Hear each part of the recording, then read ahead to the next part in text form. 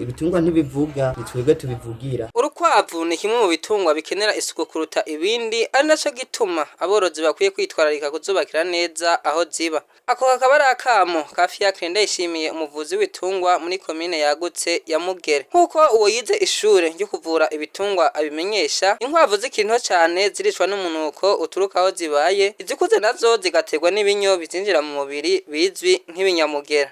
Hariho ibintu bita ibinyamugera, ni ibinyo byinjira muri urwo rukwavu ugasanga rwarinjiye ruguma ruyirya, hari ibintu by'amashira. Ubwo urumva rero ko bizanana kuri iyo micafu, arya maganga agaca acangana narya Fiacre yazo nabijya byatsi bica bibora bikazana akantu kameze nk'akaodere. Akarorero nka burya butoyi urakunda kuca bupfa bwishiye odere itani nziza. Byasaba rero kuzitarurira kugira ngo bikingirizo ntambamye. Mu ntumbero yo kugarukira amagara y'ibitungwa, Fiacre Ndayishimiye aramenyesha uruhara rwa leta n'aborozi. Twasaba leta ko yotera akambo nk'abaveterinere canke ababa babijejwe, hakaba ama assemble bagatumira aborozi bakabasigurira igitungwa cyo cyose uko gikwiye kororwa, kuko uborozi bobo bariko baradukurikirana bababwiye ibyo batosubira gukora byovyo ni kuzitungira hasi, bagafata utuntu tw'utuyungiro bakazishirako munsi hari ibintu by'ibati kugira ngo amaganga yazo ntazaraguma muri ico kibanza nyene zibamo, bakama barazigirira isuku. Urukwavu wamuragira isuku minsi yose mbere yuko ushiramo ivyatsi bishasha. Dufate nk'ivyatsi washizemo no munsi zikabirya hakagera ibyo zasikaje,